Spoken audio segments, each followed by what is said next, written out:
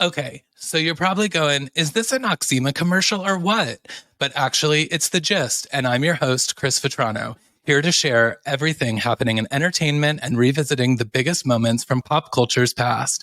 Today, we have an iconic guest that defined a generation of pop culture moments. She was a star of one of my favorite movies of all time, Clueless. She also starred in Sabrina the Teenage Witch, A Night at the Roxbury, appeared on my favorite TV series of the 90s, Beverly Hills 90210, and drove Joey Fatone crazy in NSYNC's I Drive Myself Crazy video. Oh, and as if that wasn't enough, she's also a director, the author of Wake Me When You Leave, and just starred in an incredible new Super Bowl ad for Rakuten. Please give a Hey Ambular to my guest, Elisa Donovan. Hi. Intro. Thank you so much. Thank you so much for doing this. This is like honestly a dream come true. I don't want to gush too much because I don't want to make you uncomfortable, but you were like such a staple for mine growing up. I watched Clueless all the time. I watched the series. Obviously, Ginger LaMonica on 90210, I thought needed to be a regular. So I know the catalog, and it's so great to have you here doing this today. Oh, I love it. Well, it's my pleasure. I mean, it's nice to be so appreciated. Well, of course.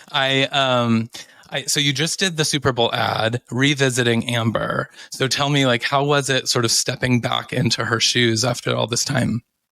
Well, it was surprisingly easy, although so I'm not sure if that's a positive or a negative.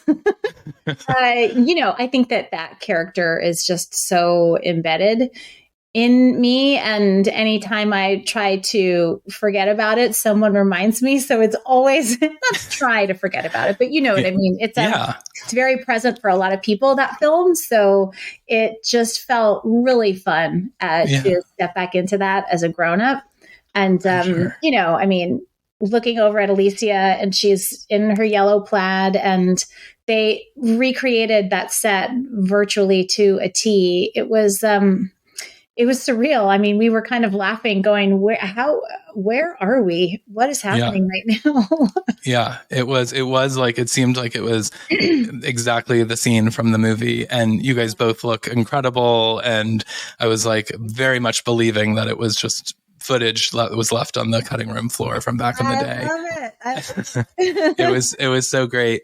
And then so I was looking up your credits, and before Clueless, you had done 2 episodes of Blossom, and was Clueless like your real like first big break after that?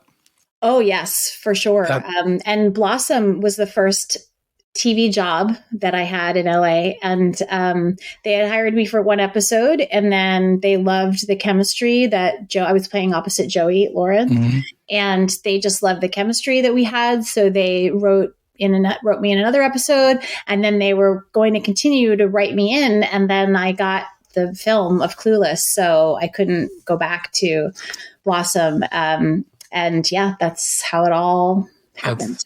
That's amazing. I mean, because Amber is like such an iconic character. I mean, she defined fashion. She was like, she had her own lingo. She was such a crazy character that people remember so much. I mean, obviously, like the Alicia is like, the yellow plaid, as you mentioned, is like this like iconic look.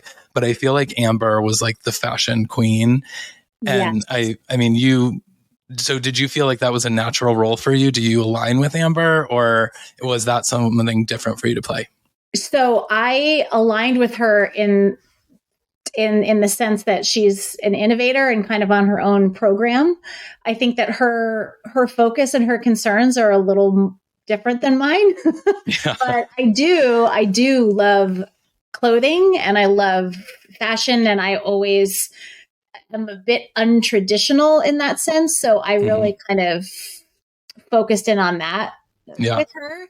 I think that, the costume designer, Mona May, was absolutely incredible. And Lisa Evans, who was her associate at the time, and Lisa has a very big career now for herself as well. And they just created such incredible, fully realized outfits, right? So the idea was always that Amber is going to take something off the runway in Paris and wear it to English class, and then always have it reflect what she's feeling, oh, she's feeling like she'd rather be on her yacht today, so she's going to wear a yachting, just, which I also identify with, that feeling of, I like clothing to reflect how I'm feeling.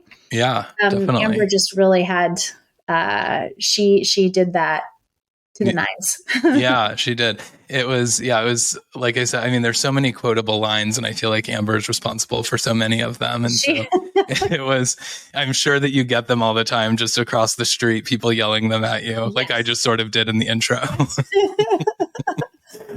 She definitely, it's kind of, she didn't have a lot to say in the film, but what she said, nobody forgets. Exactly.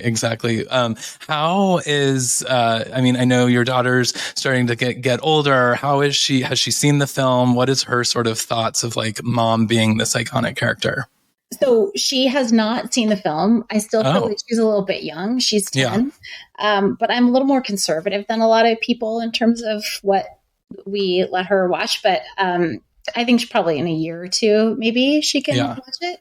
So she sort of just understands it from the standpoint of what other people say to her. And so even with the commercial, she said, "You're doing this, whatever, with your hands." And I said, "It's a thing that people, like me to do." And that was a part. So it's all, I mean, look, the only thing that she cares about is that now I am associated in some way with the Super Bowl.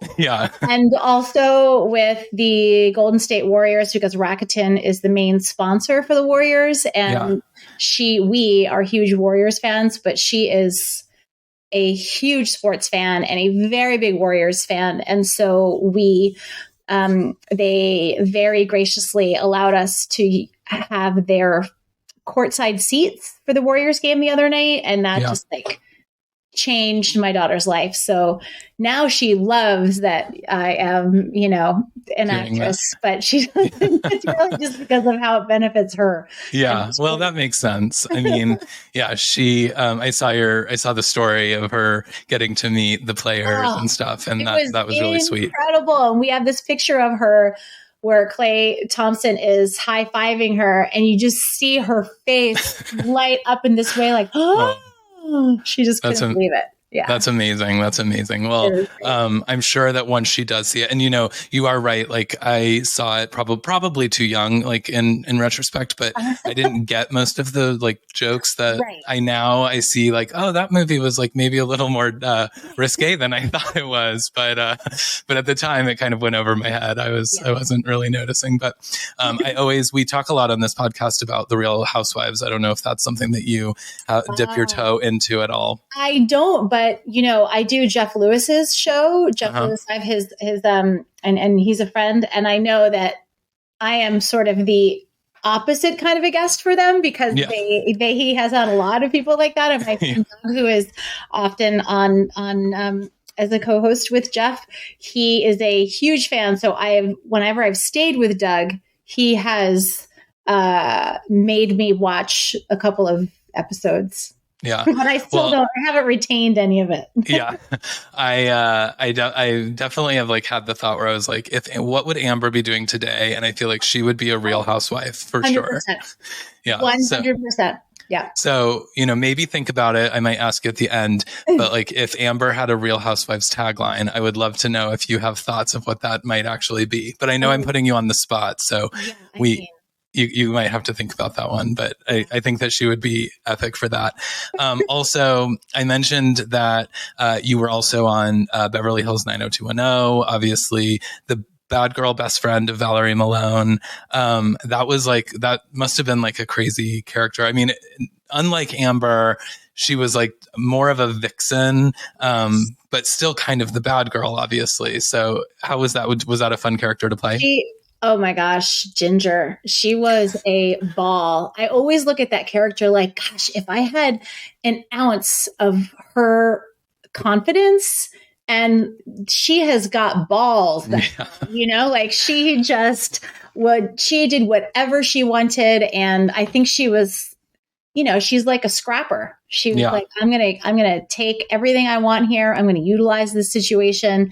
And I think everything, like she got high, she slept with everyone, she stole things from everyone. She, I think she blackmailed Valerie too. Like, I don't even know. I just thought, oh man, she blackmailed her in order to break up her and David. Yeah. Yeah, no, it was, I always was like, I feel like Ginger needs to be like a regular cast member. Like she has so much story that we haven't like gotten into. And so that was always my dream would be that you would come back and be a regular. I loved that show. It was so much fun doing that. I feel like I've been really fortunate in terms of the casts and the groups of people that I've worked with. It was just a joy. Jason Priestley, like what a lovely human. Yeah. Yeah. I mean, Beverly Hills was obviously such another iconic show, and like it revolutionized kind of pop culture in so many ways. They had their own Barbie dolls and they had everything, lunchboxes and all the things. And, Clueless was in the same, like, does that resonate to you as like, a star of one of these major films and TV shows, that you were part of this like huge pop culture shift? I mean, I don't know how else it's just like it's just how my life has been. Do you know what I mean? So I don't know how it would be to not be a part of it. So well, again, and you started so early with Clueless, like being like one of the first films or the first film. And, so obviously it's like that probably just became second nature. Yeah, I feel like I have been very fortunate to be a part of so many of these things that really have imprinted themselves on pop culture. I mean, Sabrina and Clueless and 90210, like all of those things. I feel very fortunate to have worked on so many things that really, have stuck with people. And it's nice. It's great. Yeah. And, I have to imagine that like the cast of those groups, like, because it was such a movement, like, do you guys stay in touch? Like, how does that, does it feel like when you were on shooting the ad, was it like feeling like homecoming week? I hadn't seen Alicia in a bunch of years. Over the years, we've had a couple of things to do, always, surrounding an anniversary or something. And when my daughter was a baby and her son was maybe a year and a half old, we had to do this photo shoot. And I think maybe I saw her once after that, but I really hadn't kept in touch with her. Donald Faison I keep in touch with, and, we message each other from time to time. And I was at his wedding, and but I keep in touch with Melissa Joan Hart and a lot of people from that cast. David Lasher, who was on Sabrina and was also on Clueless, the series. And who else? Nobody. Jason, once in a while too. We communicate. We did another project together that he directed, this web series, which the name is escaping me. It was a bunch of years ago now too. And that was really fun because he directed me and I played, one of the grown-ups. It was a show about young kids. And so he's terrific. I keep in touch with him a little bit too. Yeah, in my mind, like everyone's on a group chat and we're all hanging out all the time. You're going to Melrose. We do have a Sabrina chat. We do actually. Okay. There is that isn't all the time, but whenever, we have something that we want everybody to know about, or if we do like a reunion thing in the pandemic, we did this reunion event for charity. And, and I'm doing 90s Con with Alicia and Stacy in March. And amazing. The Sabrina, I think Brecken is doing it as well. I'm not 100% certain on that. And, but the cast of Sabrina will be there too. So we're trying to, merge. That sounds amazing. Yeah. 90s Con. That sounds like exactly where I should be. It sounds like that is where you should be. Yeah. I actually just learned about it just now. So now I'm like probably going to be Googling it after. There you go. Yeah. Amazing. Well, I also want to talk about your book because, and it's also becoming a film that you're going to direct. Is that right?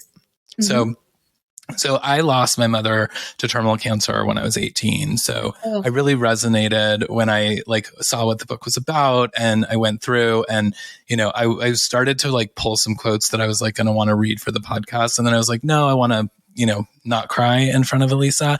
But like I was reading like the letter that you wrote your dad, and it was like reminding me of, things at times where it's like you want to say those last few things that you never got to say. And I've never thought about writing a letter to my mom. And you kind of gave me that like thought that like now I want to do that exercise because it's such a healing thing. And, I want you to kind of tell how the book came to be, because I feel like I get visited from my mom in different ways. And so I just like, when I saw what you were writing about, I was like, oh my gosh, I can't wait. And so I started getting into the reading of it, and it's just amazing, the storytelling. But for folks listening, tell us a little bit about like what the book is and how you came to write it. First, I'm so sorry. That's really young to lose your mom. That's a lot. Yeah. I mean, it decimated me, and I was 30 or 31. So I feel for you. So the book, all of these things happened at one time. My dad was diagnosed with cancer. Sabrina was canceled, and I did not get another job. I tested what's called screen testing for all these pilots, did not get a job. And then my relationship ended with the person I thought I was going to marry. And then my dad died. So sort of all of these things that made my life make sense were just systematically removed. And I had quite literally nothing to hold on to. And it made me reevaluate my whole life and my entire path and what I really wanted and what mattered to me and how I wanted to spend not only my time, but my creative life and my creative time, like what was really my purpose in being here. And the book is really about the grief process, and then how unexpected all of that was for me, and also how so much of the healing came from these otherworldly sorts of experiences with my dad, and the dreams in particular that he came to me in. They're just extraordinary. And, anyone that has had this kind of visitation dream knows what I'm talking about. It's very different than, I have a very active dream life, and there are a lot of dreams in the book, but these visitation ones are so distinct and so different and really powerful. And it just opened up something in me that helped me to understand how when someone we love dies, they don't really leave us. It just changes, the relationship changes. And for me, that was really healing and revelatory. I mean, I honestly feel as though my relationship with my dad is closer now than it was when he was alive, and oh, sometimes fall over. Oh there's, my God. There's dad. Sometimes he's also laughing a lot when do things like that. Yeah, that's amazing. Well, that's dad. I mean, there he is. He's saying hello. Yeah. That's that was something that I thought you did so well in the book, was really defining and describing the grief process. Like I remember when you talk about like laying on the shower floor for like sometimes 40 minutes, just letting the water rush over you. And, that is like such a way of like describing that grief process. Is like sometimes you just like, and life goes on. And so those moments in the shower and things like that, like are the ones that you sort of have to hold on to. Because, obviously I wasn't Amber and Clueless. So when I had my moments on the street crying, people weren't coming up and asking if they could take photos with me, like they were with you. But, you talk, even in that story that you told about the woman that came up and like wasn't understanding that you were saying like, hey, I'm like in the middle of, a grief process and going through like a hard time. She was kind of unaware, but it resonated to me because it was this like, well, life goes on and the people around you are not aware of the things that you're feeling when you're going through the grief. And so it was amazing. And that's so disorienting because it's so present with you, right? That it feels like it's written all over your face, right? Or it's just written all over your body. So everybody has to see it. Yeah. And they don't, but it's like, that's how intensely it feels. And it becomes, it feels sometimes impossible to get through the world. And, it's so isolating. And I became really aware of how resistant we are in our culture to talking about difficult things like this. And Yeah. it's hard to be vulnerable in that way and intimate with people. It's really difficult because it feels like this weight, like it's just too much, it's too much for anyone to handle. And I felt as though I want to somehow help us to shift this. Yeah. Feeling, well, and you're doing that with the book. Like, I think I urge people to go read it because it does. And especially if you've gone through something like this. And, I've had friends also that have, said like, well, that have lost loved ones or friends or family. And, they're like, well, I don't know that I've ever felt that visitation, or, when I tell them stories about things, and I'm like, it probably is happening. You just have to be more aware of it. Yeah. And I think the more that like we talk about it and share each other's stories, like you become more aware of those things around you. Because I think oftentimes there's something that we're resisting it, but we don't even realize it. And sometimes that resistance comes from, it's too painful, right? Yeah. I don't want to think about it. And so if I open myself up to that, it's just going to hurt too much. And that was the feeling that I had in the first dream that I had with my dad. When I woke up, I felt incapacitated. Like, oh my God, I do not know how to function now. Like now I really feel this, but what winds up happening is it opened me in a way that allowed me to process my grief and to let him in and let other people in, and to not be so scared of pain. When people, I've unfortunately know two people who lost children in the last 2 years. And that is just, I can't even think about that in my own, like, it's just, as a parent, it is just the absolute worst thing that you can imagine. And, I think while that grief, I think, is very specific and different to any other kind of grief, the thing that I think is most helpful to to my friends in particular has been to allow them to talk about it and to be unafraid of their pain, to just hold it for them. And, in one case that the child has come, like he's around me all the time, and I'm not a medium. It's a very specific, I feel such a closeness to this child. And I think it's just because I'm very open to it, and I feel, it doesn't scare me. I don't, I welcome it, and it feels like it's very healing for people, because it feels like death is so final. Everyone feels that way. But, I've learned that it just isn't. It's final in the physical form. Yes. Like my dad's not sitting here having a cup of coffee with me, but sometimes I'm like, he's having a cup of coffee with me. And, and you write the letter and you kind of have this like piece of knowing that like he's read it, like he's got it. And he's like feeling that even really, you didn't even have to put those words on paper because he felt them already.